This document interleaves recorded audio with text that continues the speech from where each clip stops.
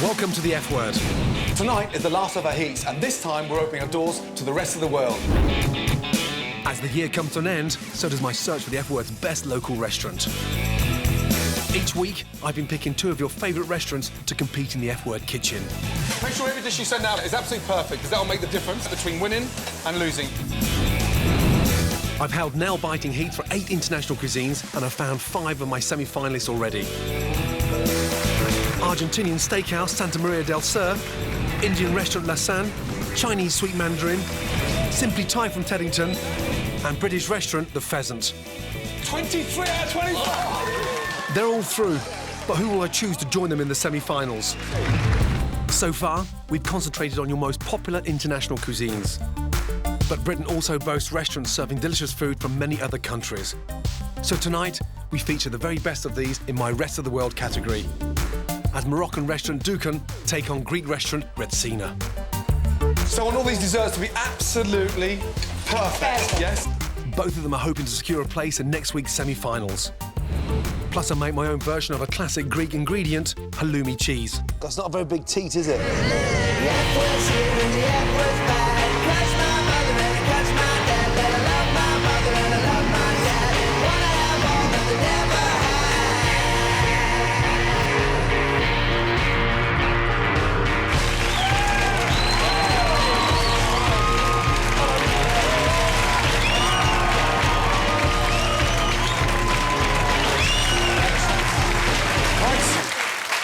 Good evening.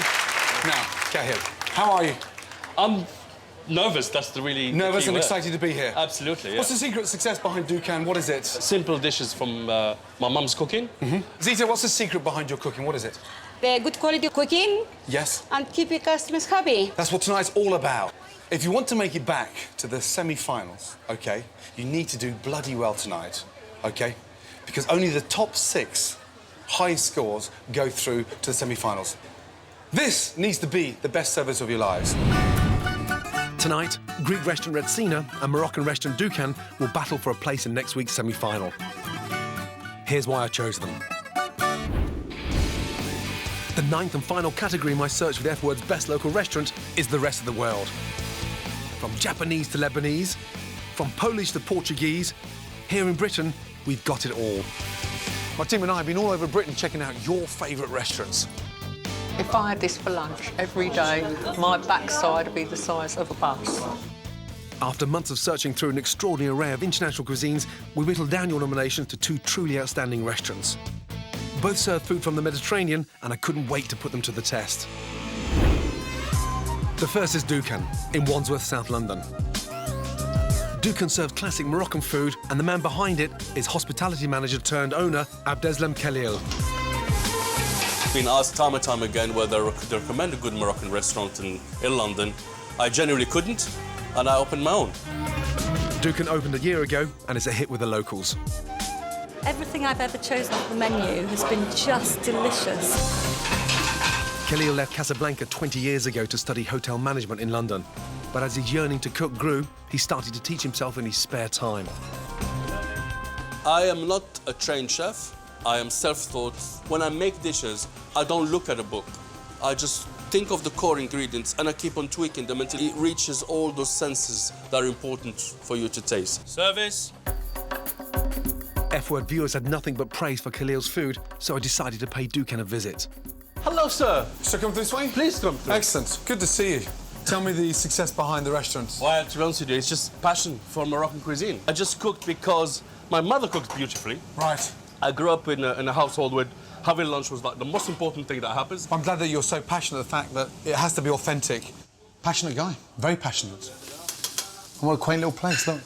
From the outside, it looks like a little cafe bar. Walk inside and there's a little mini oasis. Nice. To kick off my Moroccan feast, Khalil brings me a lamb's liver terrine. It's the way my mum used to make lamb's liver. Oh, lovely. And so the liver's been sautéed? That's right, they've been actually cooked twice, very gently. Thank you very much indeed. Yeah, the chopped lamb liver's delicious. I mean, authentic. Started with cumin, and he cooked them twice. Very, very quickly, chopped them, and then quickly again. So for a guy that's self-trained, he definitely knows how to cook. Next up is chicken breast stuffed with figs and almonds with spiced couscous. In terms of the couscous, do you steam that, or is it? Yeah, it's steamed. A lot of people ask me, how do you get your couscous right? And it's really the simplest thing you can do. You don't leave it alone. No. You need to give it a little bit of love and attention. My God, that's lovely. Really good. Chicken stuffed with figs with an apricot sauce. Sounds very, very sweet, but he's managed to get the balance absolutely spot on. If we win the competition, it'll mean so much to me. It's like the underdog winning the race. Great lunch, yeah, really enjoyed it. It's been a tough decision. I can only put 2 restaurants through to cook in the F-word kitchen. And Dukan is one of them. Congratulations. Oh, thank you very, very much. Absolutely brilliant. Really good. Thank you. And I'm very, very happy. Absolutely delicious. You kept that authenticity. And that's really important for a local eatery. Thank you very much. You actually filled my heart with joy. We went through. Thanks a lot. Cheers for going through. Yeah, bye. Well done. Okay. For a chef that's not even professionally trained, he's certainly been listening to his mother, that's for sure. I think my mother would be proud.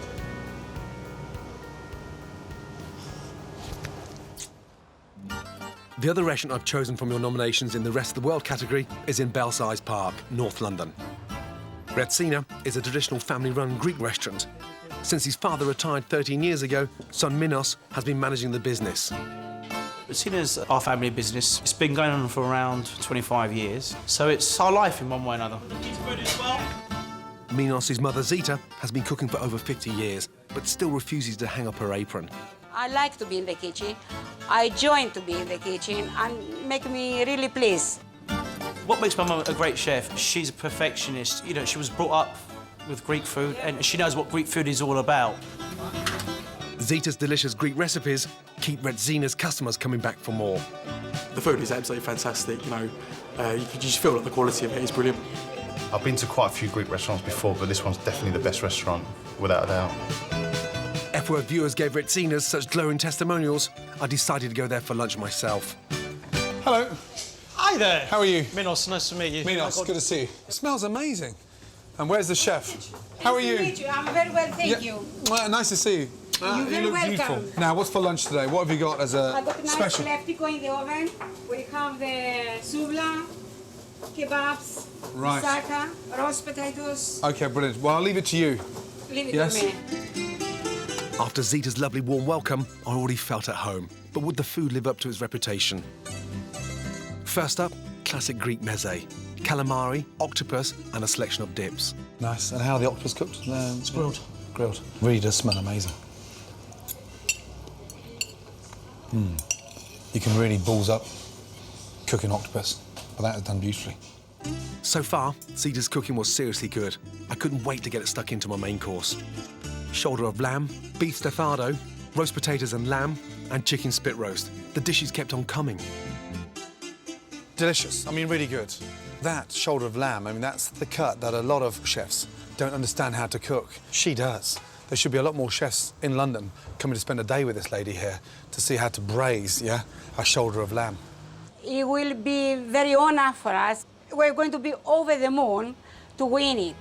The problem I'm faced with is the variety of restaurants. So the unfortunate news is, and I'm really sorry to say this because I know you don't like taking any time out, but you're through. Congratulations. Congratulations. And it tasted fantastic. Really, congratulations. Authentic Thank and you. delicious. Thank So now you have to take another day off, OK?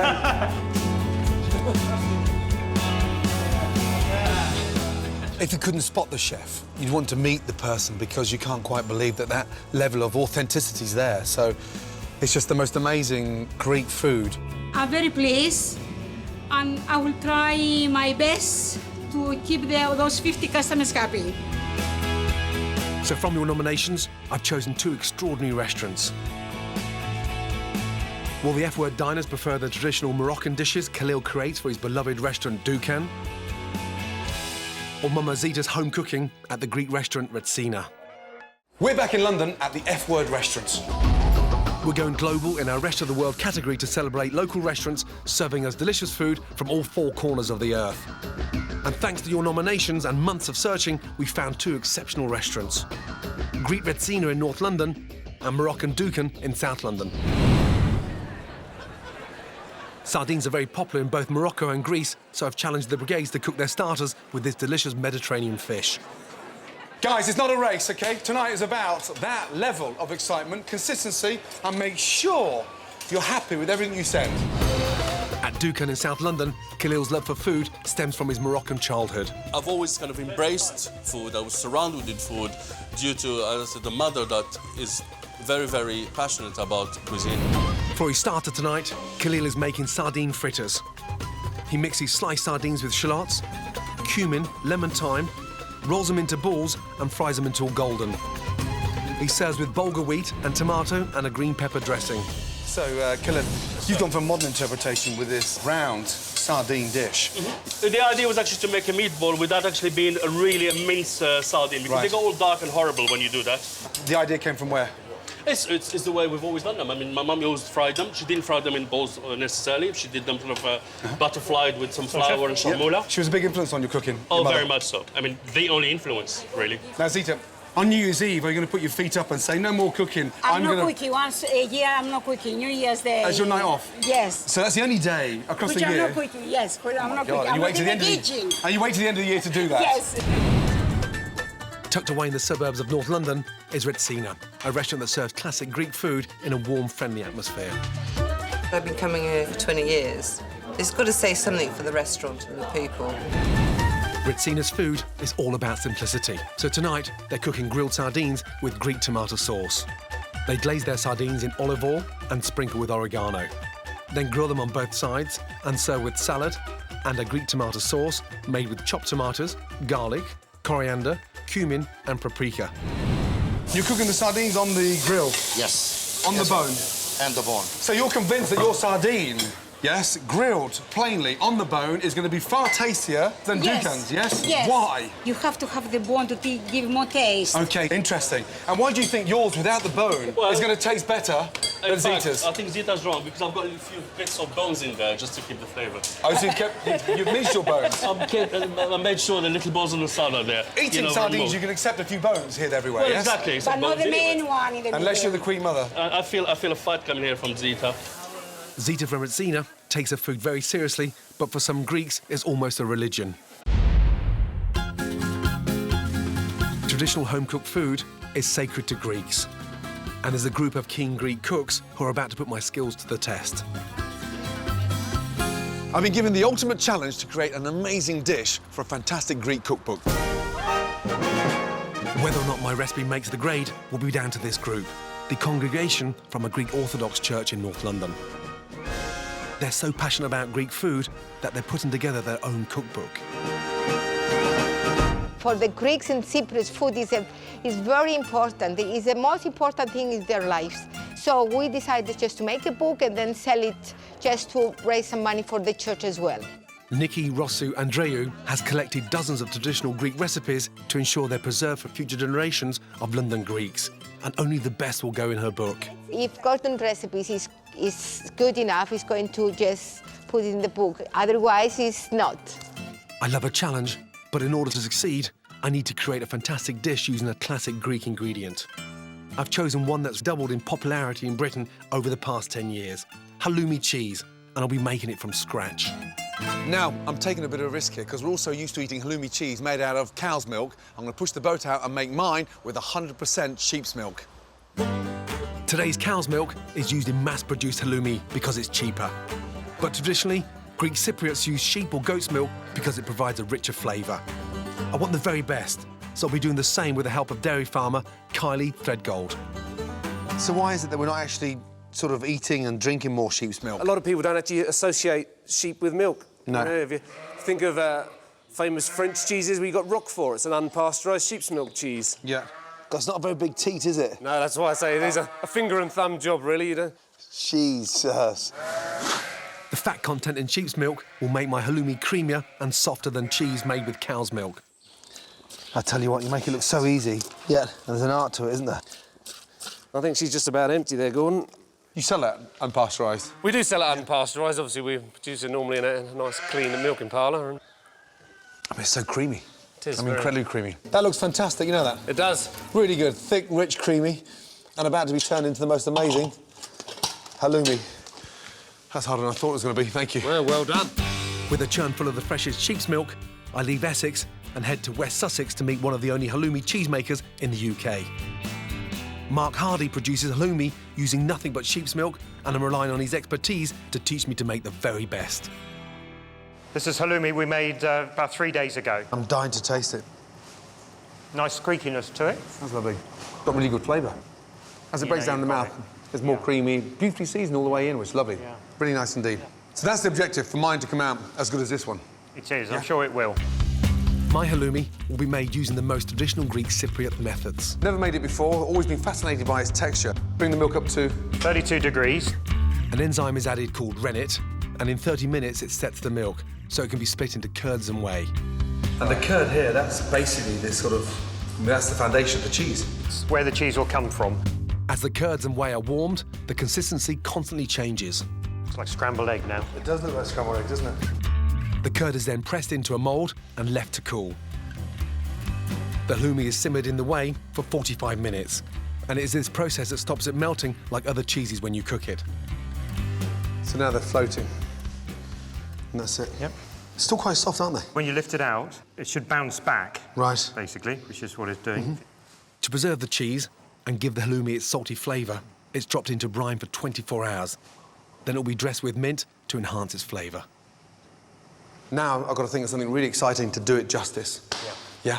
I have a recipe in mind that will complement the slightly salty flavour of my handmade halloumi. But will it be good enough for Nikki's all-Greek cookbook? Hi, how are you? you? I'm okay. What about you? Very well indeed, thank you. Very happy to be here. Now, that looks amazing. Oh, that's good. Yes? Okay, thank you. Nikki has set me the challenge of coming up with a recipe that can sit alongside these truly authentic Greek dishes. Right, I've got my work cut out big time, and all I've got is this amazing halloumi, handmade. So I'm going to do salad and pan-fried scallops with some wonderful sautéed 100% sheep's milk halloumi. Slice the scallops and coat them in flour, egg and Japanese breadcrumbs. Get them nice and crisp on the outside and very sort of sweet in the middle. Their sweet flavour will go brilliantly with a salty halloumi. The good thing about halloumi made with 100% sheep's milk is it doesn't crumble. Now, discs of halloumi to sit on top of the roasted scallops. Hot pan. The halloumi is fried alongside the scallops in olive oil. The nice thing about the halloumi, when you saute it like that, it doesn't melt, it doesn't disintegrate. But what it does do is get a really nice flavour. A little seasoning on the scallops. To go with the halloumi and scallops, a caper and sultana vinaigrette. Simply boil both in some salted water. A little touch of olive oil in there and a teaspoon of white wine vinegar. Then blitz. Scallops onto the plate. The golden brown halloumi is then served on the scallops with the vinaigrette. That looks amazing. I hope I've done justice to my halloumi, and more importantly, it passes the test for their authentic Greek cookbook. Right. Please, take a little slice. Okay. You like that? It's delicious, really. Now, Really? the first and foremost important, how was the halloumi first? Very good halloumi. It's like the halloumi that we are making at home, and it's very, very nice, really. And the combination with that and the scallop? Combination is brilliant, really. It's very good. The most important question, is it going to go in the cookbook? Oh, yes, 100%. Excellent. Yes, Excellent. yes. Thank Bravo. you for With more coming. lemon. Thank you. Okay. Yes? We wish you all the best. Thank you very much indeed. Very nice. Last table is a 2. Okay, a little wipe Four, down. chef, yeah? 4. Last table, yes? Little wipe down first, so they don't get any crap underneath the plates. Good, well done. That's your last table, yes? Yes. Yes? Clear down and get ready for the main course. Well done. It was very tasty, and the sauce was very complimentary to the fish once you actually managed to get it off of the bone. Nice to see you both. Are you well? Yeah, very well. How are you That's doing? good to Okay. see you again. Thank you. Likewise. Good to see you. Steve, Thank how are you. you? Steve. Likewise. Well. Good to see you too. Good. What would it mean for you tonight to walk out here as the winner? Oh, it would be absolutely fantastic, especially for my mother. All the years that she's worked in the kitchens and one way or another, it would be fantastic for her. It really will be. Extraordinary woman that is so passionate, hasn't taken a holiday in 2 years. When's she going to retire? I've been telling her that for years. The reason I bought this big restaurant overall was to calm down a bit, relax a bit. Well, you could do a deal with her. Promise her to shave properly, and then she could retire. No? Maybe. Maybe. Yes, I will. Go on then. Yes. You'll be so happy. Shave it for him. Good to see you both. Thank you, mate. Take care. Bye-bye. It didn't have much taste, and to be honest, when you see a sardine, you expect it to be like a sardine, nice and fresh and grilled, not messed around like that. Isabella, nice to see you, my Yes, darling. nice to see you. Likewise. Welcome to the F Word. How are you? Very excited, yeah. Watching can't him wait. in action, how does it make you feel? Well, he's not normally like that. He's a bit stressed today, but I'm sure he's enjoying himself, yeah. Do you think he's going to win tonight? Well, I really hope so, because he's so passionate and he really cooks with his heart, so yeah. Nice to see you. Hope you enjoy your main courses. David, it's a pleasure. Thank you very much. Yes, Thank you. Excellent. Right, Redzina's simply grilled sardine. Hopefully they'll just flake off the bone nicely. Yeah, beautiful. Touch of the sauce. Flavour, delicious. Seasoned beautifully, and it just falls away from the bone. Delicious, really good. Now, Dukan. It looks like a plate of meatballs on couscous. He's left the skin on, which is a bit disturbing. Does it deliver in flavour? It's quite mushy and floury inside, and it doesn't actually taste much of a sardine. It's a clear winner for me. Definitely Redzina's char-grilled sardine. Simply done, tasting delicious, no fuss. If the diners don't like their starters, they don't pay. The results are in. Thank you. So, Dukan, let's start off with you first, yes? The number of customers that are happy to pay for their starter out of 25 is...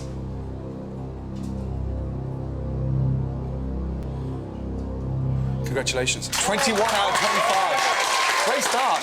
What are they like, JB? Great presentation. Great presentation, clearly. And a great zesty sauce as well. 21 out of 25. Great start. Thank you. Really well done, yes? OK. Redzina, the number of customers that are happy to pay for your sardine out of 25 is...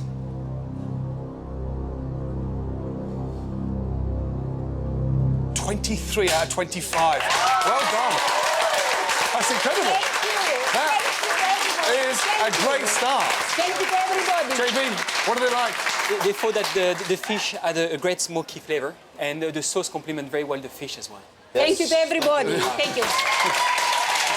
Two very, very good starts. 21 out of 25, 23 out of 25. There's only 2 points in it, and there's 50 main courses each. Great start, clear down. Yeah, let's concentrate on the main course. Well done. Now both restaurants are going to cook their main course. First up, Dukan. Dukan's signature dish tonight is king prawn and mussel tagine. So I'll take a couple of peppers from there. Khalil starts by making sharmoula paste with chopped coriander, sliced garlic, salt, cumin, paprika, and lemon juice. He adds finely chopped preserved lemons and mixes with olive oil to make a paste. He puts the sharmoula into a sizzling pan. 2 generous teaspoons there. And adds king prawns and harissa. It's beautiful smell. Really, really beautiful smell. He adds chopped roasted red peppers, mussels, and covers. Really, mostly what I'm trying to get there is the flavour and the colour for the dish. Then adds sliced potatoes and simmers. He serves in a tagine pot and garnishes with grilled lemon and coriander. King prawn and mussel tagine, served.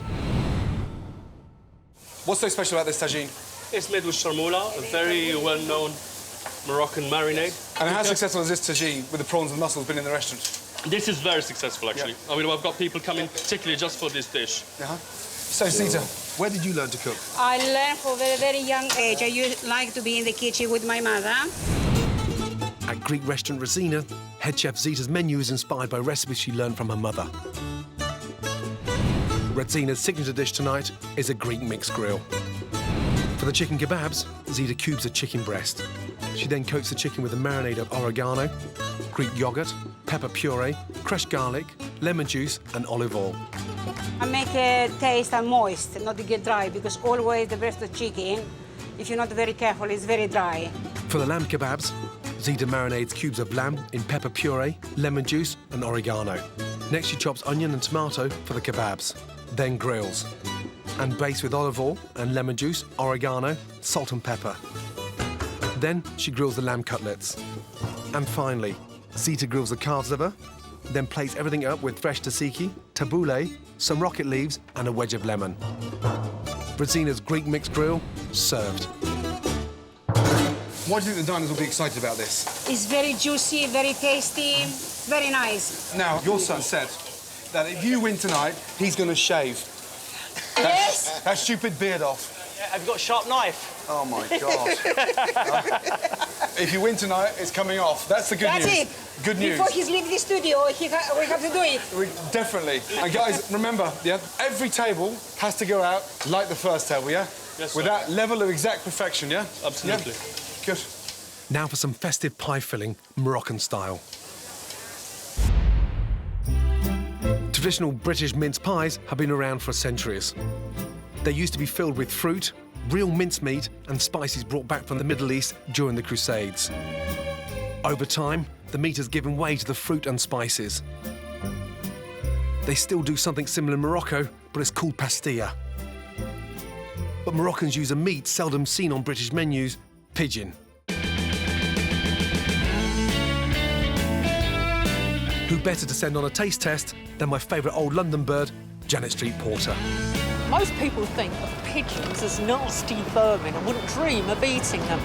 It's not surprising, is it? The scruffy feral pigeons we see in our cities hardly look appetising. I wouldn't even think about eating them. Pigeons are scroungers. OK, so flying rats don't exactly get you going.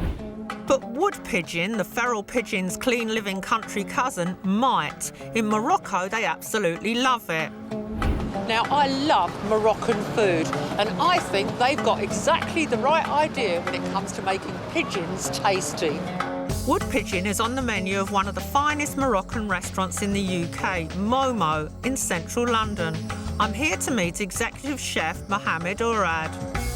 Hi, Mohamed. I'm Janet. Wood pigeon is prized for its rich red meat, but you'll probably need to order it from your local butcher. OK, so they're not scummy. They're not flying rats. They're not flying rats. That's very good. They're not flying rats. That is a free-range wood pigeon. It looks absolutely delicious. Mohamed's going to be showing me a classic Moroccan dish that you can do at home, pastillas with a pigeon filling. Tell me what it is. It's a pie. It's a pie. It's a pie. With this very complicated phyllo pastry. Exactly. First, the filling. Mohamed fries finely diced onions in butter. How many of these do you make in a week?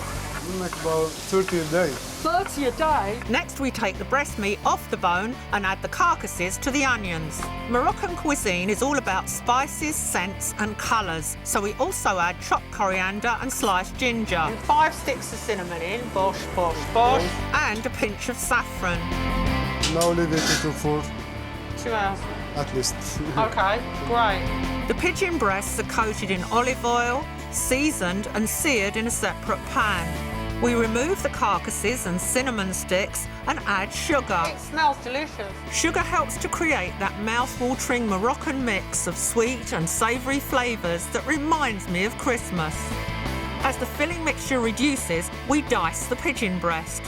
2 beaten eggs are added to thicken and bind the filling mix. We add an extra sprinkle of cinnamon and the pigeon meat goes in. It's an unusual combination of smells. It's very, very unusual. The pastilla filling is now ready. Now final stage. Brush the edge of a sheet of phyllo pastry with egg white. Place the pigeon meat filling in the centre and top with roast almonds. Fold the pastry. So it's like a very sophisticated piece of origami. Wrap a second sheet around the pastilla and stick down with egg whites. All right, I'll have a go. Okay. I go in. Yeah, try to... No. No, don't worry, I'm on it. Okay. I think what I really like about Moroccan food is combining meat with sweet things. It's just fantastic. Look at that. We glaze the pastillas with butter and stick them in a hot oven for 5 minutes. Oh, they look fantastic. That's my one, and that's your one. Finally, we dust them with icing sugar and finish with cinnamon. Truly Moorish. It's delicious. It is, huh? It's the combination of sugar and meat together. Right, I'm going to take mine for Gordon. Right. It was nice having you. If Gordon likes it. Thank you.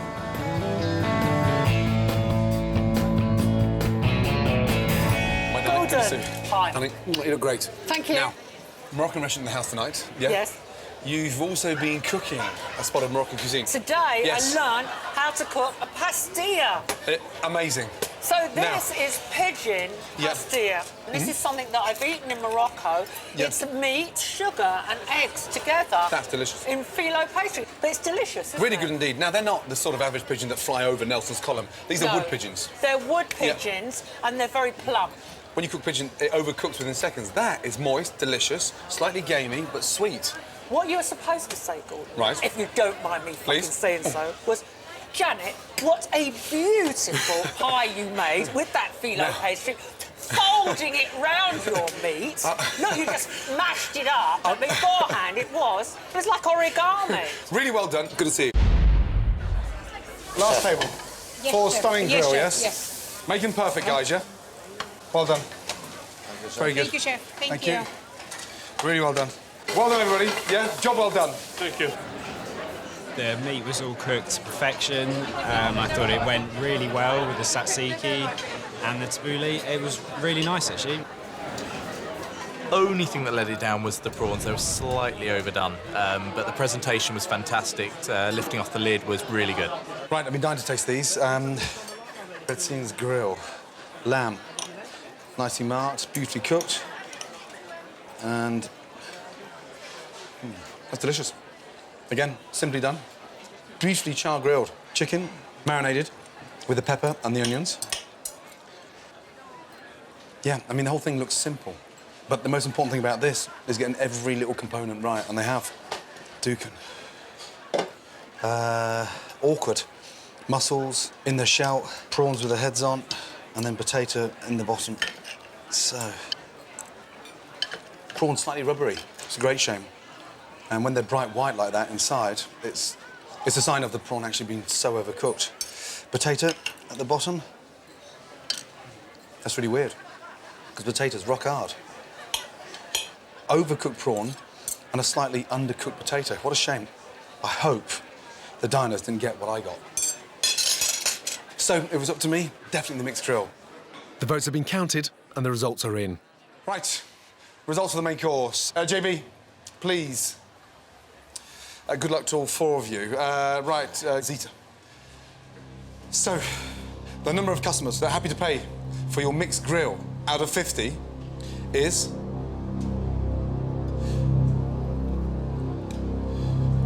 Well done. 37 out of 50. Really good. Thank you. What are they like? They thought the meat was delicious. Yes. And the tzatziki was full of flavor. And the 13 that didn't pay, what do they say? For what reason? The liver overcooked and the veg undercooked. And the veg on the skewer, undercooked? Yeah. OK. Right, Khalil. The number of customers that are happy to pay out of 50 for your tagine is...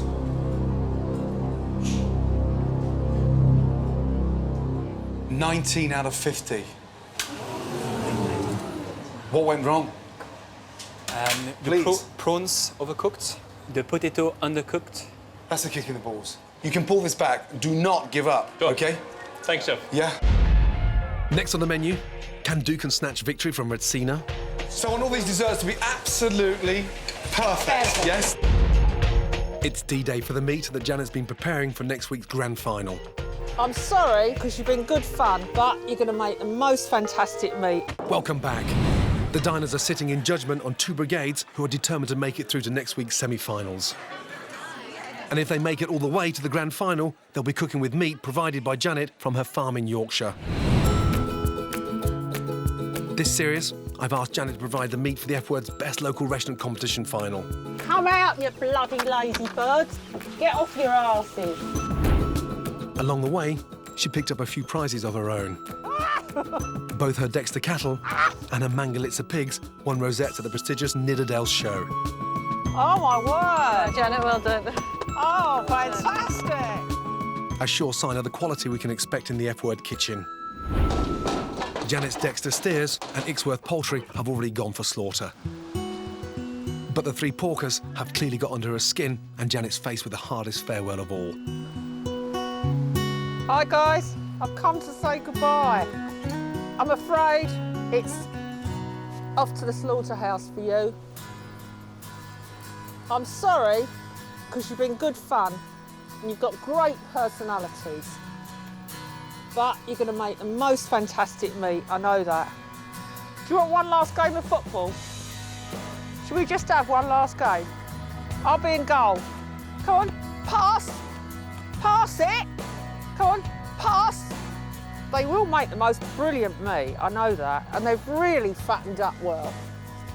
They're really happy animals, so I don't feel that bad about them going to the slaughter. Yeah. Right. Very good.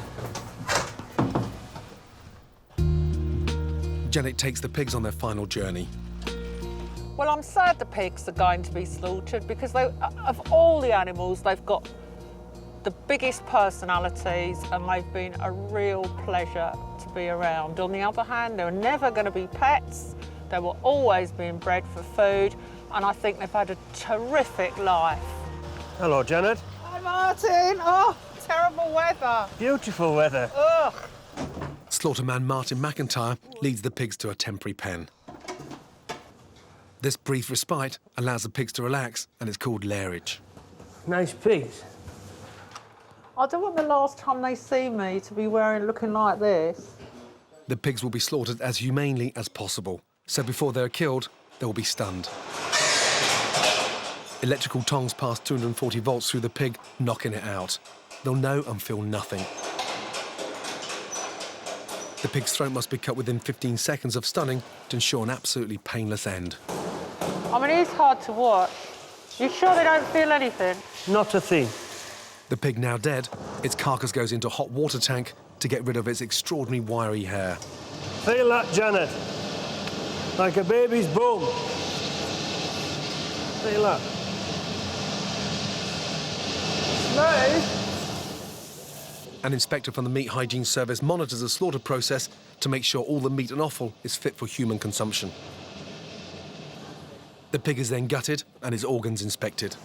So does the meat inspector inspect all of this? Yeah. They have to be certified before they can pass into the food supply chain. Next, she inspects the carcass. Yeah. Nice. I think that's very a good, good, yeah. It's a good pig. Good pig. Right, so we can serve that in Gordon's restaurant. Yeah, you can. OK, well, get your stamp on it then. Finally, the carcass is split and hung in the chiller, ready for shipping. Pork should hang for 2 to 3 days for its best flavour. Back at her small holding, Janet has time to reflect on her once-in-a-lifetime farming experience. Mothering. Well, it's not something I took to. I miss the pigs. Icksworth Chickens, Dexter Cattle, Mangalitsa Pigs, the 2 restaurants lucky enough to go through to next week's final are sure to have some fantastic meat to cook with. For the dessert, the brigades are cooking my recipe for apple cake, which is inspired by the sweet and spicy flavours of Morocco and Greece. Spiced apple cake, aromatic, sweet and really easy to make. First off, start preparing the apples. Hot pan, butter, apples, chop, cinnamon powder, honey. That starts to get the apples really nice and caramelised. Then add dates, orange zest, and spoon into baking dishes.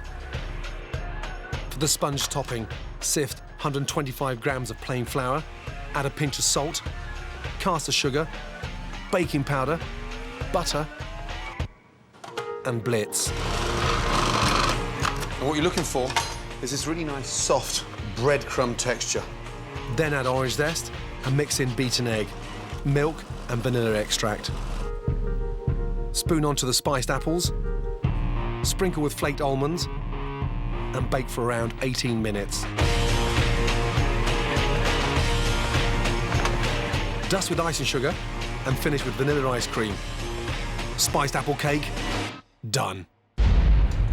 So I want all these desserts to be absolutely perfect. Yes, this is my recipe and there's no excuse on this one, yeah? Make you with a clean face. The secret's in the caramelisation of the apples. Yes. Add the dates, season with the cinnamon, glaze with the honey. Yes, okay. Do you wish you were grilling the apples on the grill or are you happy to be doing this in a pan? Yeah? Let's go, guys. Ice cream's melting. Let's go. It should be melting in front of the customer. Wait. Yeah, not in front of us. Tonight, I'm going up against Cold Feet star Faye Ripley. If she loses the challenge tonight, she promises to eat this little baby here. a plate of cold feet. Yoo-hoo! I'm going to have to win, aren't You're I? definitely going to have to win, yes? Ah, Now, what are you cooking? brownies. We're going to do my break your diet brownies. You're cooking brownies, yeah? So I'm going to make my favourite recipe, chocolate brownies. Confident? I'm aware of the fact that I don't have any Michelin stars. If I beat you, Yes. it would be the greatest achievement of my life. I'm going to include the birth of my 2 children. Is that wrong? Is it wrong? I feel very honoured to hear that. Now, is that slow-motion whisk in there? What is that? My sugar and my eggs. Mhm. This is enough, Gordon. I don't need to show off with my equipment. This is very much back to basics over here. In a minute, when that's cooled down, I'm going to just combine that, just fold that in there. What are you doing? It's okay. In here, my bain-marie, I've got my butter and my chocolate melting nice and slowly. Yes, Okay. yes. And then eggs, vanilla, sugar in, and I'm going to go for some electricity. So excuse me while I have a quick whisk. Go on. Now, you were 30 when you got your big break on cold feet. It gripped the nation. Yes, I think it And quite really did. moving as well, quite emotional. It had a massive effect on my career and my life, that Mhm. show. It had a good old combo, didn't it? Yeah. And people still sort of are very nostalgic about it, and they're sweet. You know, people still talk about it to me in Yeah. the streets and stuff. Now, your husband's Australian, yeah? He is. And he's a lot younger than you. Does that make you a cougar? He's not that much younger than me. 4 years in men's terms is, yeah. It's- My wife thinks he's quite hot. He is quite hot. Yes. Yes. Your husband did an amazing naked scene in Muriel's wedding, yes? My husband gets to often be naked on screen. Do you know he had his lips around Emmanuel Bayart's nipple once? He what? And it's just what you do. No, it's what you go to work, you suck someone's nipple. It's what you have to do. He gets to have sex on screen with loads of really beautiful women. I get John Thompson. Christ. Would you ever do a naked scene? I don't think anyone would want to see it, to be honest. No one's going to pay money. Perhaps in a light comedy, they might. Now, you're copying me, because everything I do, okay, from adding my You're cocoa copying powder... me? What do you mean I'm copying you? Stop copying my recipe. Stop copying my it's recipe. embarrassing. Now, melted the chocolate with the butter over a bain-marie, and then folded in the cocoa powder and the flour, and then broke through these really nice little lumps of milk chocolate, dark chocolate, and white chocolate throughout the mix. Quite dense, so it's going to melt and cook at the same time. Greaseproof paper at the bottom, yeah, to stop it from sticking. And then straight in, yeah?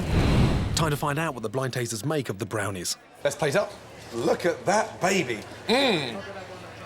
Whatever. OK. Let's go, side by side. Yours Look at looks that. really good. Right, where is he? My little French fighter pilot. Off you go. Stick with me, kid. Don't forget, I pay your salary. Let's go. But I might do one day. Hello. It's very crumbly, isn't it? Very, very light. Very dry, but quite nice. Quite dry. It's too sticky. It's not Sweet and bitter, which is nice. Okay. It's not as dry on the outside. It's caramelised almost. This one's actually a little bit sweeter as well, which I quite like. The texture holds up better. Crispy on the outside and then soft in the middle. Right, quietly confident? No! You are. Right, JP, results. Oh no, he's got that smirk on his face.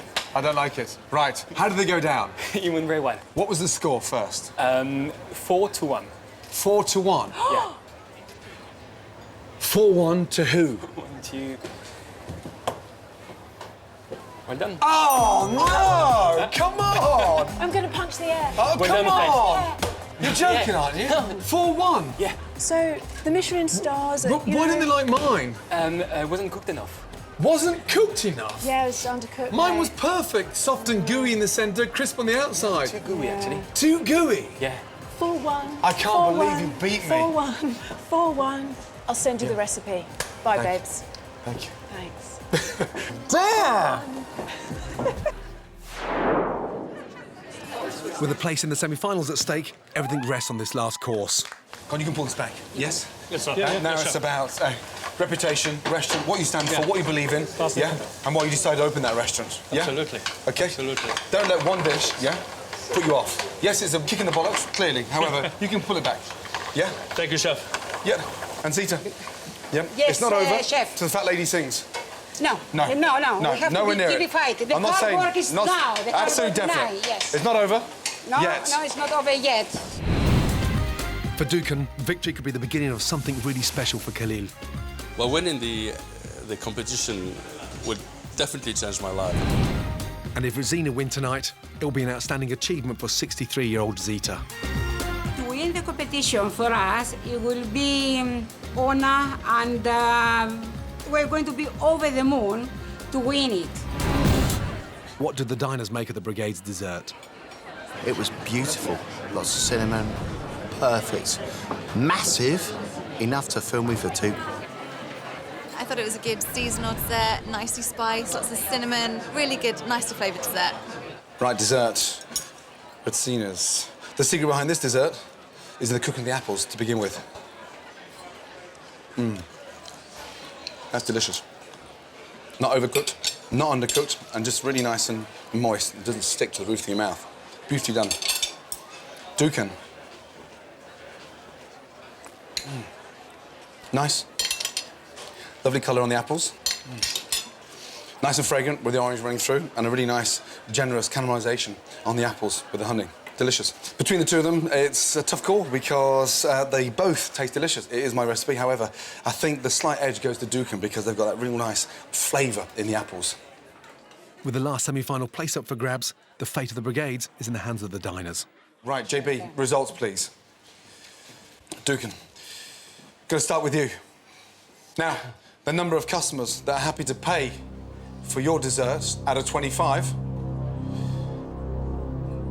is...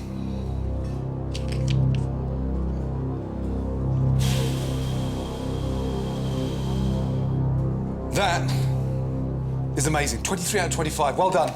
Really well done. Great job. That is fantastic. Well done. That is a very high score. Pretty good. Well done. Right, Retsina, that means you need 4 or more out of 25 for your dessert to win tonight. But that's not the only target, because only the top 6, the top highest scoring restaurants on the leaderboard go through to the semi-final. So to get in to the top 6, you need to get 15 out of 25 or more. That's how tight it is. Very tight. OK, the number of customers that are happy to pay for dessert out of 25, bearing in mind what's at stake, is...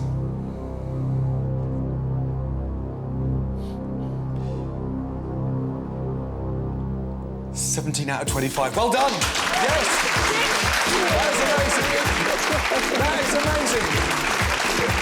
Congratulations! Brilliant! Absolutely brilliant. Every point you earned. Well done. What an amazing night. Yeah, really, seriously, well done. I'm going to put it right in the front of the restaurant so everybody is coming and they will see how proud I am. So Retsina clinched the final spot in the semi-finals. They'll be joining my best Indian, Chinese, Thai, Argentinian and British restaurants. Welcome to the final week of my competition to find the F Word's best local restaurant. We started with nearly 10,000 nominations, and from these, 18 outstanding restaurants made it through to compete in the F Word kitchen. Now only 6 remain in the competition. In tonight's semi-final, 3 great restaurants go head-to-head, and I'll pick just one of them to go through the grand final on Thursday. Competing tonight in my first semi-final are my best local Indian restaurant, Lasan, Sweet Mandarin, who won the Chinese trophy, and my best local Argentine restaurant, Santa Maria Del Sur. 3 restaurants, and I've got 3 extreme challenges to test them to the absolute limit. We haven't slept for the last few days. Getting very, very, very nervous now. How are you? Oh, very nervous, man, very nervous. Waiting for you for the answer. All worthy opponents, but only one can stay in the competition. To see who deserves to go through to the final, I've devised 3 daunting tests. I've only got an hour to eat. Is that going to be OK? First up, my team of secret diners film undercover for me, after which I eliminate one of the restaurants. The F Word secret diners were somewhat let down.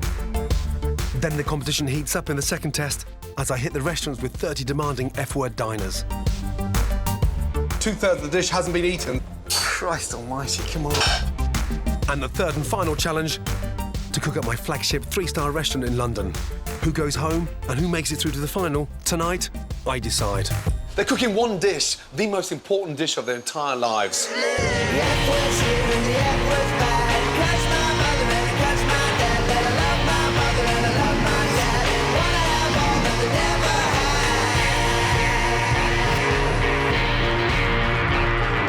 tonight I'm taking the F Word on the road because it's the last week of my competition to find the F Word's best local restaurant. On tonight's first semi-final, Santa Maria del Sur, Lasan and Sweet Mandarin, all extraordinary contenders. At Lasan in Birmingham, I sampled some of the most sublime curry I've had outside India. That's exquisitely presented. Finesse. But Akhtar Islam was cocky and argumentative. It's got nothing to do with flavour. Well, I mean, ultimately it's edible and it will add to it, but it's not the core of it. If you move it away, you're not going to lose anything. The only thing to match his immense ego was his talent. I'm looking forward to lifting that trophy. In contrast, at Santa Maria del Sur, I was bowled over by the warmth and charm of manager Jose. Jose, good to see you. from Argentina. And the passion of head chef Ernesto. And I've tasted some of the best steak I've ever eaten. They're amazing. I mean, really good. And Sweet Mandarin in Manchester served up some stunning, authentic Chinese cuisine. It's a fabulous family business run by twin sisters. We can do it, we can do it. There's love now. I've got to pick the very best restaurant. How? By setting them all 3 very tough challenges. For the first test, I've hired a team of food experts to work undercover for me as secret diners. Good evening. Have a reservation under the name of Duncan? It's a trick of the restaurant trade I use all the time. I spend a fortune on secret diners coming to all my restaurants. It's a really good way to see how consistent a restaurant is on a daily basis. Can I have the slow-cooked lamb? I'm sending my secret diners to all 3 restaurants who have no idea they're being filmed. I have to find out how the restaurants perform when they're not in the spotlight and their guard is down.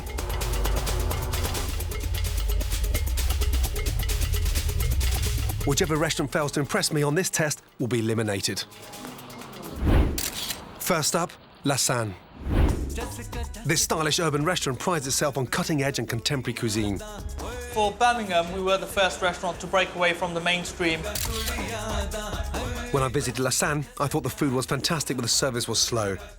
I hope my secret diner is taken care of today by the staff. Oh, thank you. I've asked Kate Blindman to go undercover today because she's an experienced food editor. So he sits down, the gentleman, and lets the lady sit down on her own.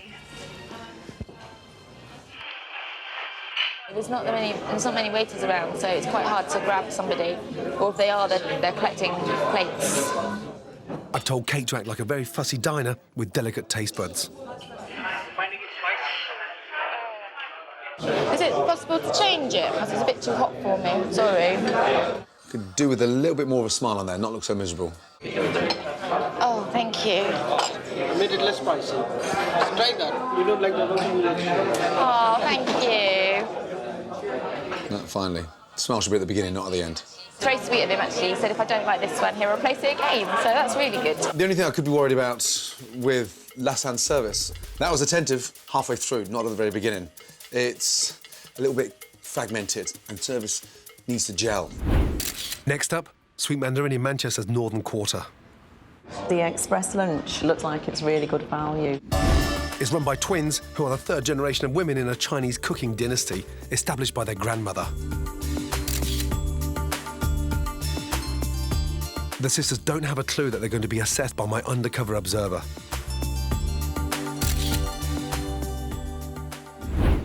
I've hired Cheryl Farmer because she's got nearly 20 years' experience in the food industry, and I've instructed her to order off the menu to see if the chef is willing to be flexible. Do you do a squid that hasn't got a batter? Yeah, we can do it without batter. Without the batter? Squid with no batter. Uh-huh. Is that possible? OK, lovely. Thank you. I think that lady's definitely one of the owners, isn't she? Because she's eager to please and anything's possible. Sauté king prawns. Oh, yes, please. Thank you. Yeah, food sort of heaped and dumped on a plate. No finesse. It's nice, but it's just not hot enough. I like my food really piping hot. I'm trying to get her attention, but the waitress has wandered up to her out of eye shot. In fact, the restaurant's been abandoned by our staff, I think. The one positive part is that it's run by 2 sisters, and they're great girls. They're warm, they're funny, and they're charismatic, but must have been an off day. When a restaurant's family-run, then it needs to feel family-run. They need to be a lot more friendlier. So, will Santa Maria del Sur do any better? Opened 5 years ago, Santa Maria is vibrant and lively. The restaurant radiates warmth and friendliness. My secret diner is on the way, and the fun-loving brigade from Battersea Buenas noches. have no idea. I've only got an hour to eat. Is that okay? Is that going to be okay? Rob Allison regularly works on best-selling recipe books. It's a bit light in here, really. A bit lighter than I actually prefer.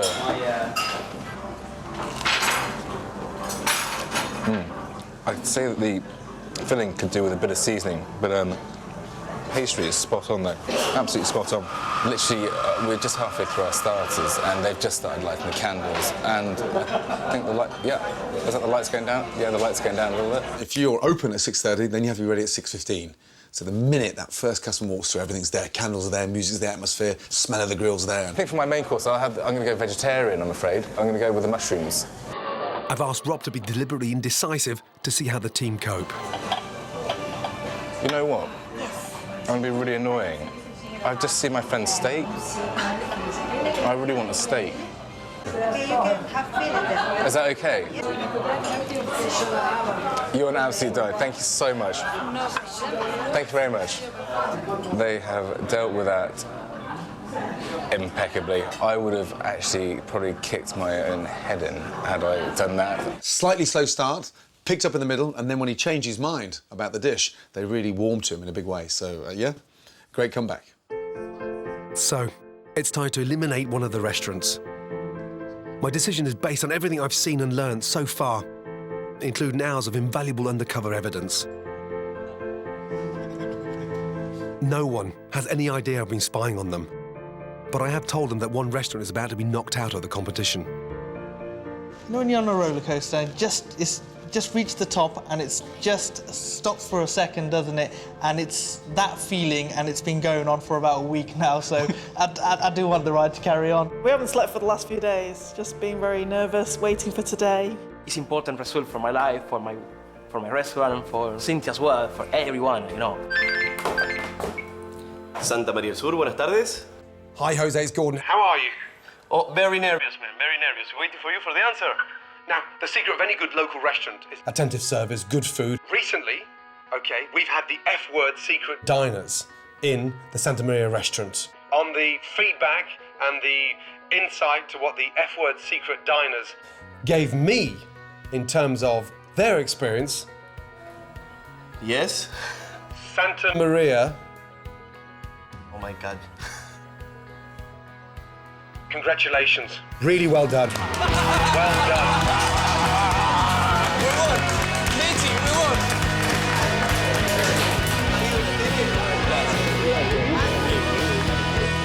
It's great. Something amazing for me, my boss, Cynthia, my little one. Everyone is happy today. I think it's one of the most important moments for my life. Santa Maria have done amazingly well, and now they have a chance to win a place in the final. Oh my God. Gracias. Who will also be joining Santa Maria in the final stage of the competition? Lasan from Birmingham. Good afternoon, Lasan. Jabba speaking. How may I help you? Hello, it's Mandarin. Or Sweet Mandarin from Manchester. Congratulations. Well done. Welcome back. It's the semi-final of my best local restaurant competition, and 3 teams are fighting for a place in the final. Only one will go through. So far in tonight's first semi-final, my best local Indian, Chinese and Argentinian restaurants have been put to the test. Good evening. Have a reservation? I sent in a team of secret diners to investigate the contenders. There's not many waiters around, so it's quite hard to grab somebody. And Santa Maria passed with flying colours. They're still in the running. Congratulations. Really well done. But now, I have to eliminate one of the remaining 2 restaurants. Who will be going out of the competition? Lasan or Sweet Mandarin? Every call, I think everyone's just going to be looking at the phone. Today is very important for us. It really is the make or break. Good afternoon, Lasan. Jabba speaking. How may I help you? Hello, it's Mandarin. We've had secret diners in the dining room at Lasan. I've had the F-word secret diners eating a Sweet Mandarin recently. I've learned a hell of a lot, and I've seen some fascinating things. The feedback's been extraordinary. The value of the set lunch menu is amazing. Whilst I like your confidence, there's a cockiness that has to be contained. So, The name of the game is consistency, and that has to be so apparent across the board.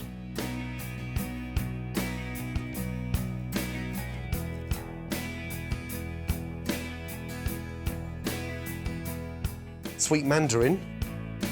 I'm really sorry. The F-word secret diners were somewhat let down. The food wasn't up to scratch. There was also complaints in terms of service being uninterested. So I'm really sorry. Thank you, ladies. Of course we're disappointed because we've gone so far into the competition. You win and lose in life, don't you? We are a winner because we have won the best Chinese restaurant. Do you know what I mean? Lasan. Really good. Fantastic work. Great feedback from the secret diners. Incredibly happy, very consistent. Congratulations. Well done. Thank you, sir. Well done. I absolutely lost for words because I've never experienced anything like this. It's just absolutely amazing. I mean, the feeling is definitely there. And I mean, obviously, with reference to my cocky nature, it's just the way it is. So I've chosen Santa Maria from South London to fight it out with Lasan from Birmingham. To be worthy of a place in the final, they have to survive 2 more challenges.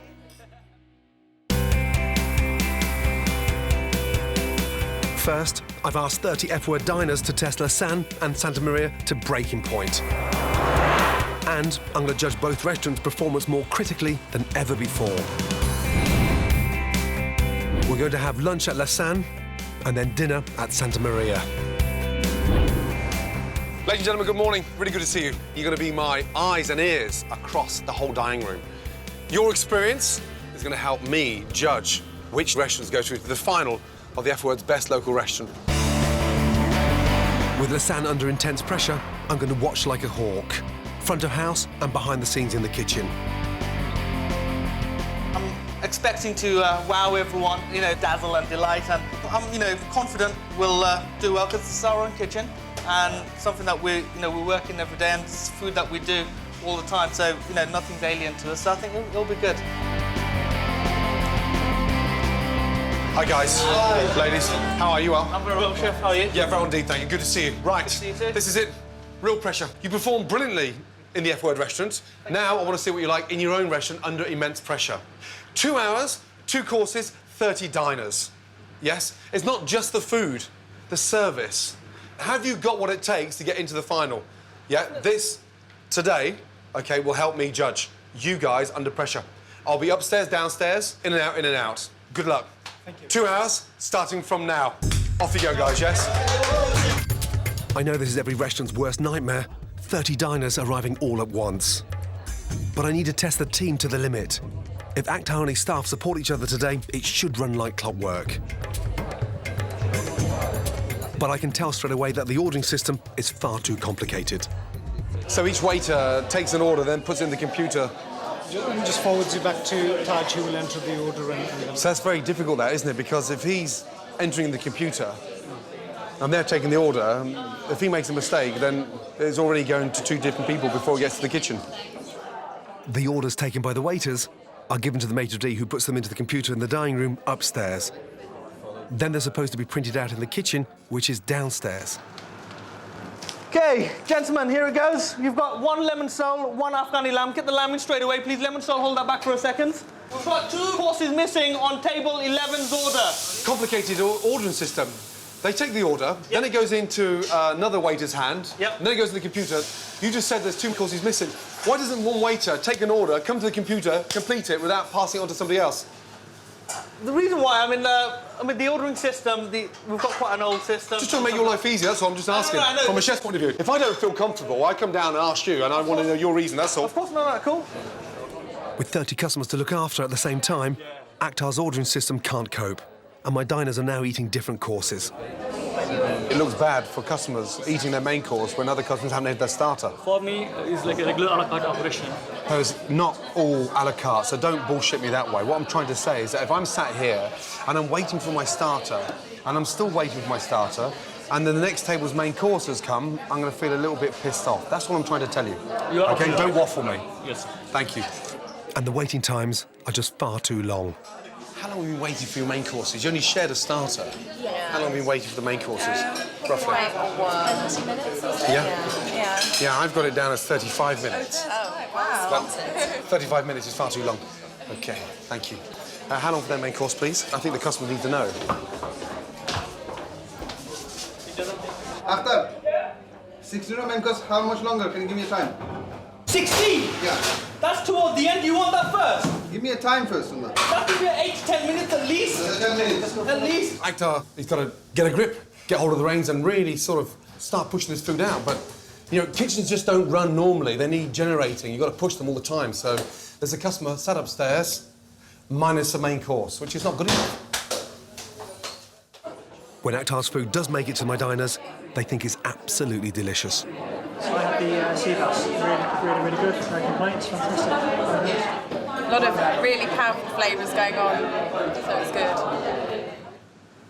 But the curry isn't to everyone's taste. Did the customer say anything when we clear this away? Customers are finding the sauce a bit too much sometimes. Okay. Is anyone telling the chef? I think the chef sees that as a signature dish, so he feels he needs to have quite a lot of sauce. Oh, I know it's a signature dish, but it doesn't stop him from making it less spicy, does it? It doesn't, no. It's like everyone's scared to tell the chef what's happening. Does anyone give constructive feedback to the chef downstairs or not? No? If this was my restaurant, OK, I'd be deeply concerned that food like that is coming back. Why is that not eaten? And why is all the sauce still there? Is there an issue? Customer not happy? Surely you'd want to know. Yes. That's all, and this is a signature dish. Sure. This is something that means a lot to the restaurant, yet no one's saying anything.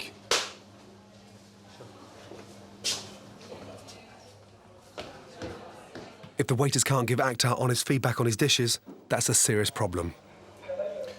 Akhtar, it's Gordon. Sorry, chef. Have a quick taste of the Mugmani sauce. They're saying it's a little bit too spicy. OK, chef, I mean, with reference to the makni, you've got to find out balance. I mean, because if you leave it... It's a nightmare, this. Then once again, I mean, it's not what it is. I mean, we serve it a lot milder than... Fucking hell. I appreciate that. There's only 2 tables. That's all just a touch of yogurt, but there's another table that have been cleared and 2/3 of the dish hasn't been eaten, so... 2 + 2 is 4. There's only 30 of my diners here. It's not as if there's 120 people sat up here.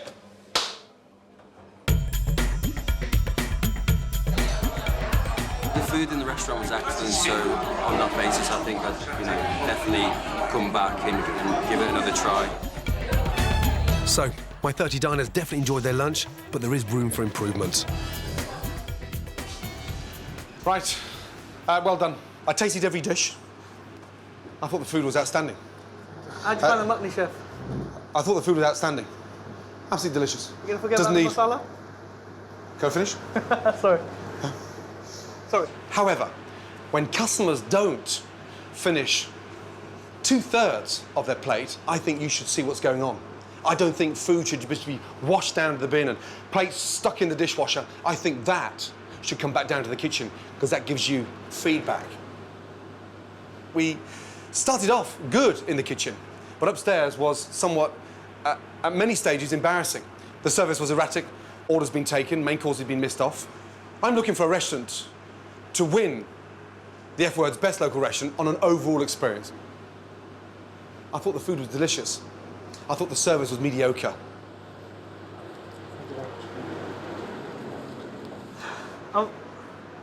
Right now, obviously a bit disappointed that, we didn't, delight Chef Ramsay on all points of the dining experience. Could have been better, but, the fact is, we've made it so far, and he did say he's got something up his sleeve for the next challenge, so I'm looking forward to that now. Next stop, dinner at the Argentine Grill House in South London. When I first visited Santa Maria, they served me some of the best steak I've ever had. So I hope, even under pressure from my 30 F Word diners... Round 2, here we go. They're going to maintain their excellent standards. And yes, really nervous tonight. Diners are coming really soon. I'm always trying to relax him because he's nervous. Hola. Hi. How are you? You all right? Fine, thank you. This is going to be a big test on them tonight. 30 diners arriving all at the same time.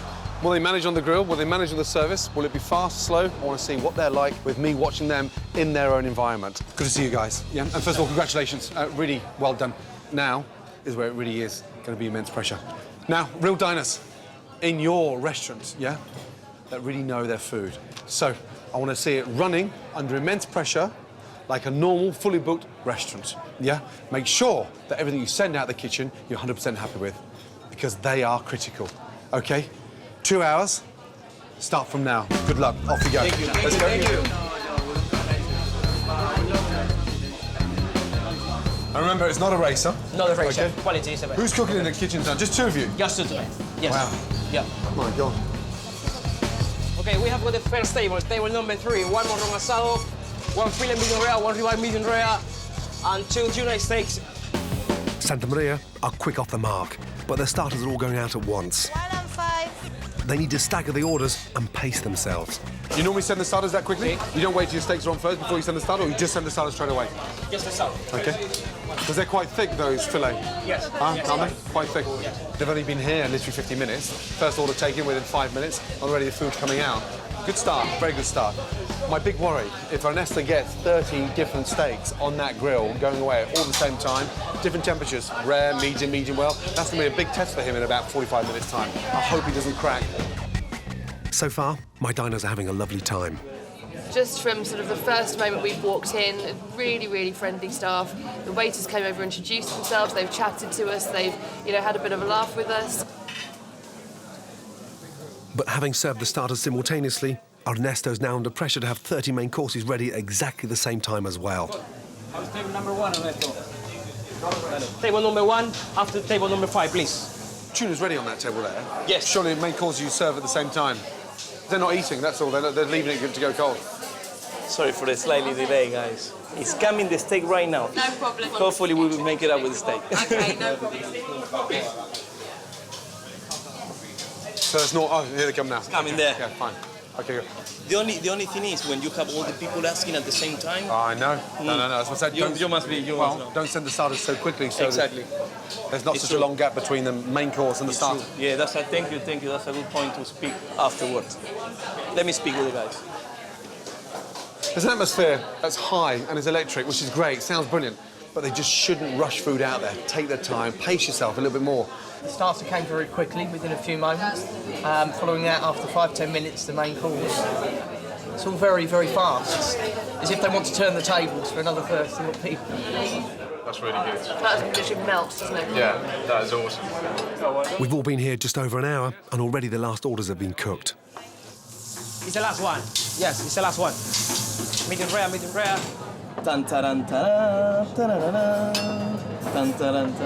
Super cubano. The team have worked so well together that they've finished with 40 minutes left on the clock.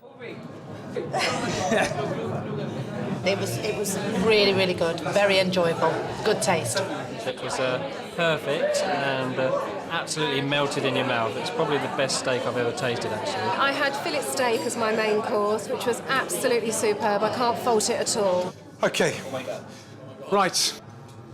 First of all, well done. I thought you handled it very well. I thought the food, looked and tasted immaculate. I thought the service was very friendly and very charming, yeah? If there's one criticism tonight, it's not a race. You finished with just over 40 minutes left. There's only 30 customers in there, not 130 customers, and every table, yeah, is a value table. They're here for an experience, the overall package. Don't rush. Well done. Thank you very much. Job well done. Gracias. Good night. Thank you. We tried to make a great job tonight with love, with passion. Tried to make wonderful food tonight. Santa Maria Grill is going to be a tough one to beat because there's a whole package there and it's done to perfection. Watching Ernesto work on that grill, I mean, it's amazing. I mean, talk about multitask. It's like an octopus with, 10 arms. And more importantly, above everything they touch is about passion. We've had a day of extraordinary dining at 2 incredible restaurants, but one of them will be eliminated. The biggest test is still in front of them. Who's going through the final right now? I haven't got a clue. Welcome back to the F Word. Lasan and Santa Maria are fighting out for a place in the final. Tonight, two semi-finalists have already faced two daunting tests. Under pressure in their own restaurants, I'm seeing their true colours. No fuck-ups today. Cool. At Lasan, 29-year-old Akhtar has proved fearless in the kitchen. 1 lemon sole, 1 Afghani lamb. Get the lamb in straight away, please. Lemon sole, hold that back for a second. He pushes culinary boundaries, and Lasan's original distinctive menu reflects his passion for innovation. I thought the food was outstanding. But he risks overcomplicating the food. You're trying too hard. He has an extraordinary potential, but he won't listen to advice, even from me. If I don't feel comfortable, I come down and ask you, and I want to know your reason, that's all. So he misses out on vital feedback. At Santa Maria, Ernesto Labrava is a master of his charcoal grill. Okay, we have got the first table, table number 3. He times each steak to perfection, and that takes talent. Above everything they touch, it's about passion. But I'm worried that the menu and Ernesto's repertoire is a bit limited. He cooks sublimely within his comfort zone, and I'm already impressed. But to earn a place in the final, he has to dazzle me.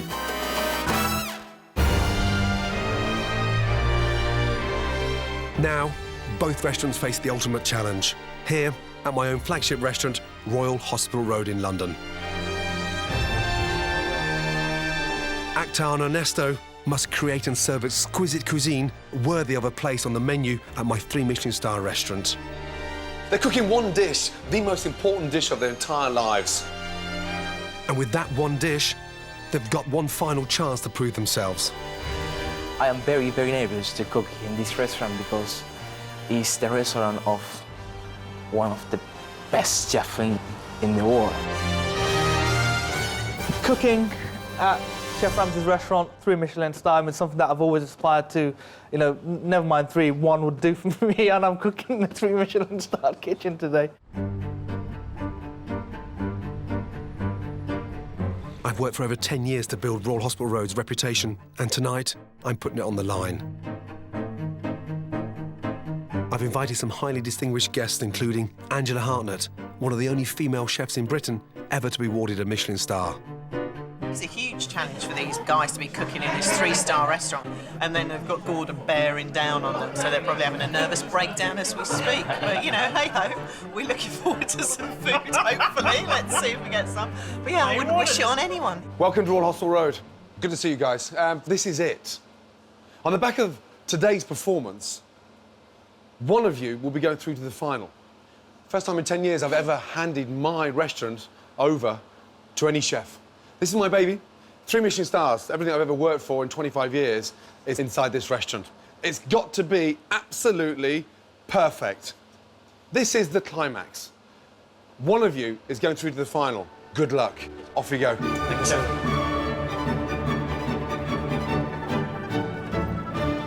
The teams are working in one of the most well-equipped kitchens in Britain, with the finest ingredients money can buy.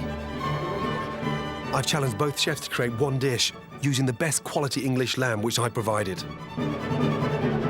It's incredibly flavoursome, but a challenging meat to cook perfectly. I'd order 2 covers away, table 6. Ernesto? Yeah, chef. Yeah, 2 lamb kebabs. Yeah, chef. Thank you. Cynthia, you can respond as well, please. Yes, chef. 4 covers away, table 1. 4 loin of lamb. Hello? Yes, chef. Thank you. Oh, my God. Come on, guys.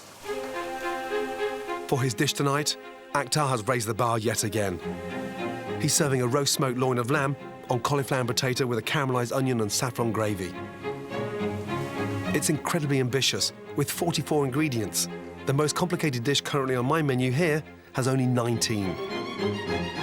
Akhtar has marinated the loin of lamb overnight in traditional Indian spices. He smokes the meat with charcoal before searing it, then bakes it for 6 to 8 minutes. Akhtar blanches the cauliflower and potato base and fries it with herbs and spices, and then serves his dish with an onion and saffron gravy. If Akhtar doesn't blend the spices with perfect precision, he'll ruin the entire dish. To pull this off requires a level of skill near genius. Ultimately, every competition has winners and losers. It's just that up till now, I've never tasted what it feels like to be the loser. Done. Come on. We've always said, you know, there's only one place for us, and that is winning it. We didn't say, we're happy. Can you hold this for me, please? Be careful. Use a ladle because you're going to burn my hands. So the idea behind the dish was what? We've got Rajasthani-style marinades, which is smoked with then cloves, and then we've got a Mughal-style gravy. They introduced the use of cashew nut and caramelised onion, and that's served with potatoes and cauliflower, which is cooked in a North Indian Punjabi style with the fresh fenugreek. Fenugreek and saffron for the potatoes and cauliflower? No, the saffron's actually in the gravy. In the gravy? Yeah, that's right. The dish is a little bit too complicated. It's adventurous, again. I just hope this time it doesn't come back to bite them on the arse.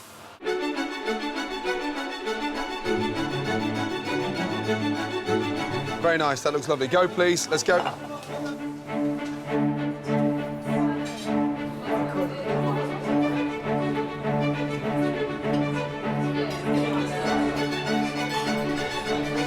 Picante. It's very spicy. It's spicy. This is nice, it's tasty. Yeah, I mean, actors cooking is through Michelin star standard anyway, so it's only fitting that they're in this kitchen to cook this wonderful meal. Yeah. In stark contrast to Akhtar's dish, Ernesto has chosen to work with just a handful of flavours. I am living a dream. I'm so happy today. If we win, that should be something incredible for my life. It's a simple dish, lamb kebab, with a potato salad and mint chutney. Ernesto marinades his cube loin of lamb in smoked paprika, cumin, coriander and garlic. And then he threads it onto fresh sticks of rosemary with red pepper and onion. He mixes purple and baby new potatoes with a dressing of olive oil, lemon juice and creme fraiche, and adds sliced radishes and herbs. The chutney is a simple mix of ginger, chilli and mint. Ernesto griddles his kebab until it's charred on the outside. This is definitely the first time a kebab has been served at Royal Hospital Road. It's something I'd expect to see on a menu at Santa Maria, but today I'm looking for a dish worthy of a 3 Michelin star restaurant. OK, talk me through the dish, because it sounds a bit plain Jane, doesn't it, in terms of boring? Yes. Kebab, but it's not just an average kebab, it's a special kebab. A special kebab with the rosemary stick, something natural. What does the rosemary do inside that lamb? Rosemary is amazing. I think rosemary lamb is the best combination of flavors. So you've got mint in the marinade and rosemary running through the lamb? Yes. So you think the simplicity... The simplicity is the best point. Yeah, and the grill will be the overcomplicated... Yes, overcomplicated. We need to find things easy to make. Right. Yes, put, boom, plate ready, out, next table. And I think that is... keep dancing, you know. Today's about raising the bar and taking a dish to a different level to make it absolutely exceptional. Has he got the aspirations to go higher, or is he going to just stay in that mainstream grill? Good. That looks very simple, but it looks incredibly delicious. Simple, yeah? Go, please, table 5. Let's go. Thank you. Well done. Now 4 more away. Gracias, thank you.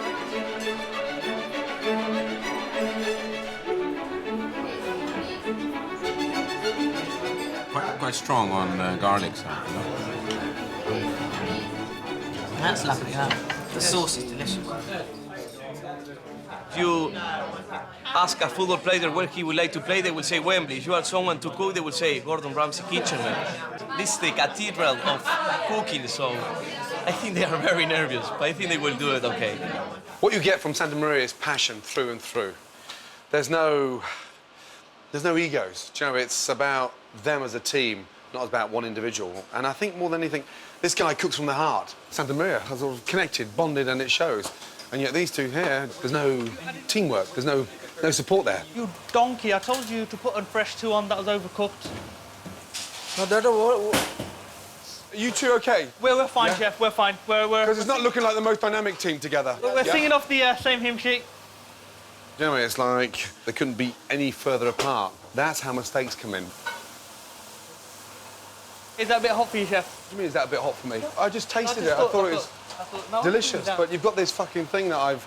You know, I think you're quite a talented guy.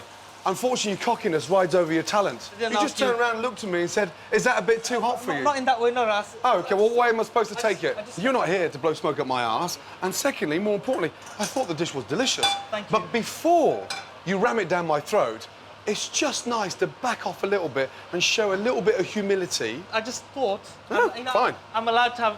I'm not stopping you from allowing your thoughts, but there's a difference between thinking and ramming down someone's throat. I just thought, Chef, that you found it quite uncomfortable. What I was trying to say at that point was it too hot? Absolutely fine. It will, once the cream goes into that it... I get. I want to taste the base before you finished it, so I can see it through different stages. Seeing how clever it is to get from that to the final dish. Yes, Chef. That's all.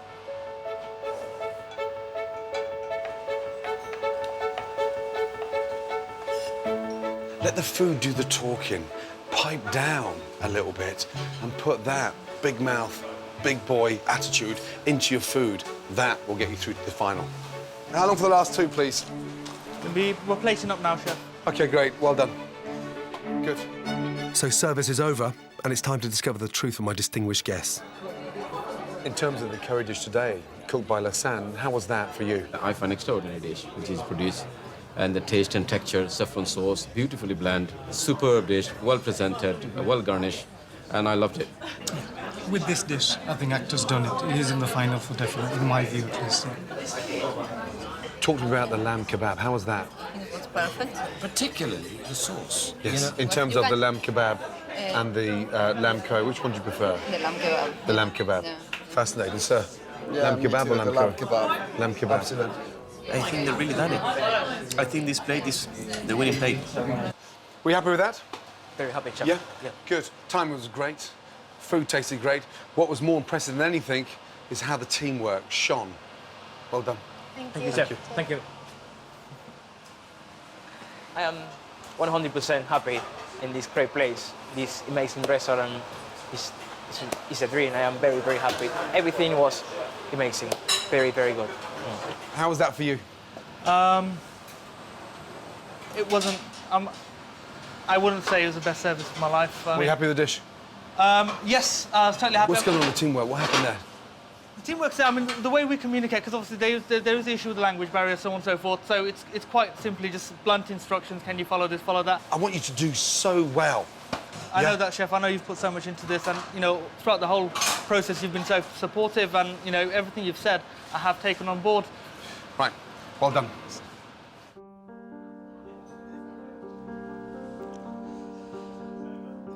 Some people may look at me and think I'm cocky, I'm arrogant, I'm unapproachable. I mean, chefs obviously got that impression of me, but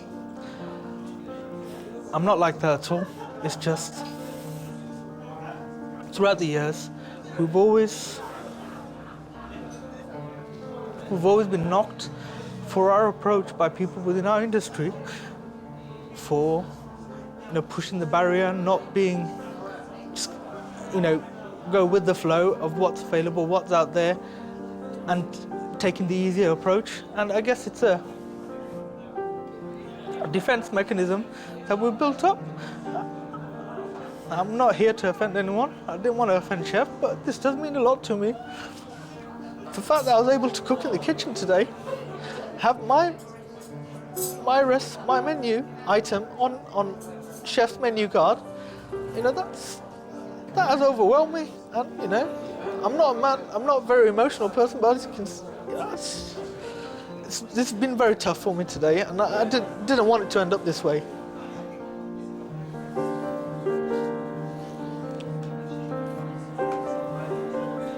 Only one restaurant can go through to my grand final, and tonight, who stays and who goes is my decision. Right now, I'm facing an impossible task. Honestly, who's got the edge?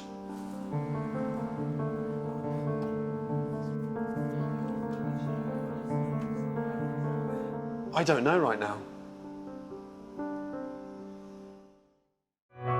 Welcome back to Royal Hospital Road.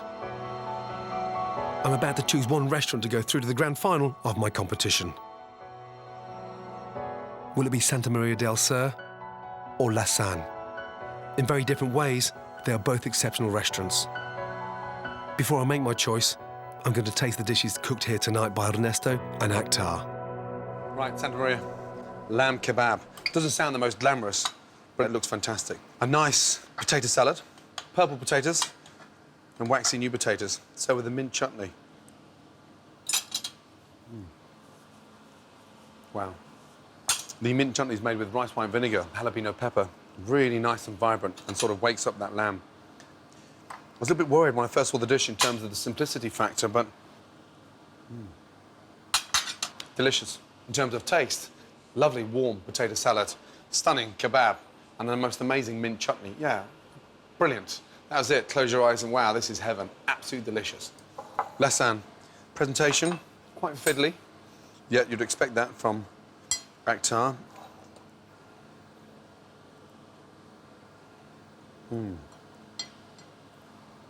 Wow, absolutely phenomenal. Anyone can cook lamb like that, but not anyone can make a gravy as delicious as that. You taste it, and it blows your mind away. I mean, it's just phenomenal. I mean, absolutely delicious. Talented, talented cook, without a shadow of doubt. Unfortunately, the biggest problem is himself. And I'm faced with a tough, tough choice. Lasan, they hit the heights, but boy, do they come down, crashing big time. But the food up there is extraordinary when it gets there. Santa Maria, consistently good every day, haven't put a foot out of place yet. This is a very tough call. So, it's the moment of truth. Two outstanding restaurants, but only one can win a place in the grand final.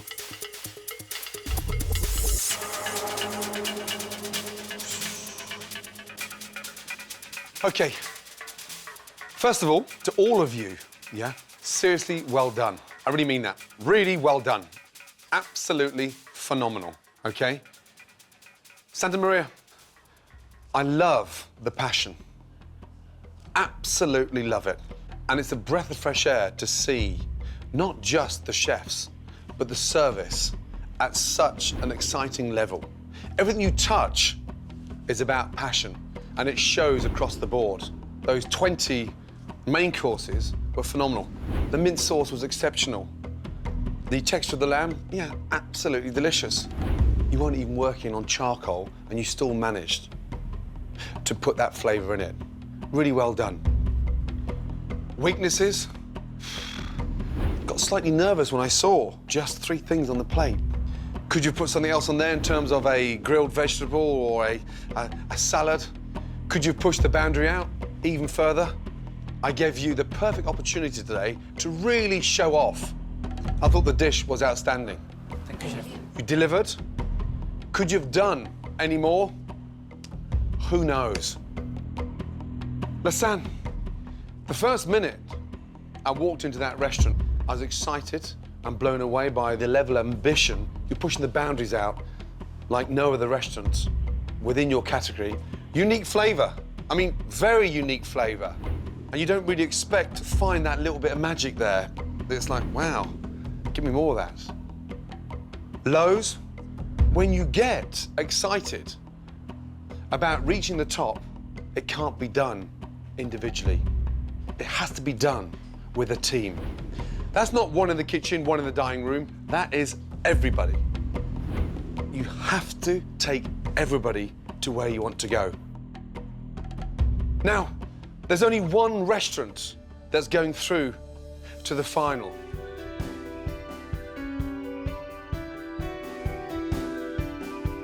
This has been the toughest decision so far, let me tell you that. And I really mean that.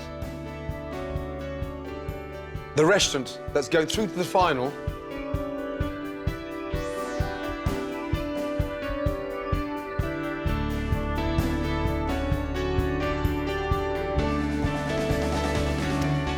is Lasan.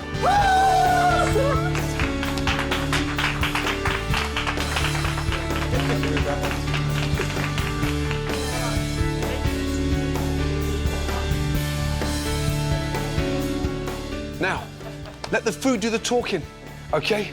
That dish was unique.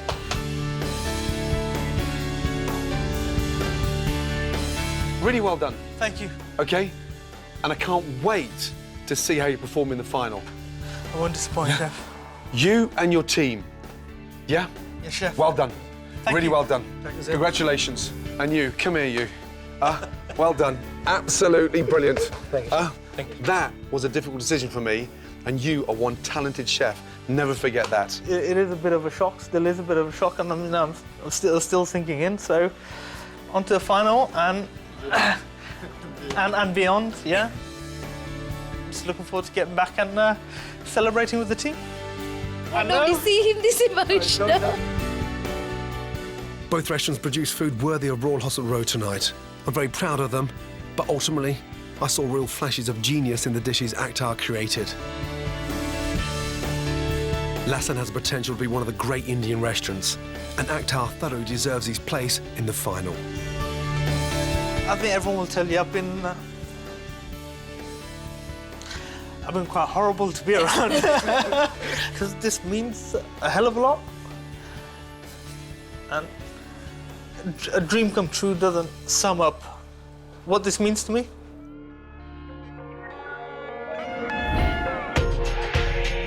In my second semi-final, 3 more restaurants, 3 more challenges. Where is the prawn? Where? Who will compete against Lasan in the grand final? It's got to be absolutely perfect. One of you is going through to the final.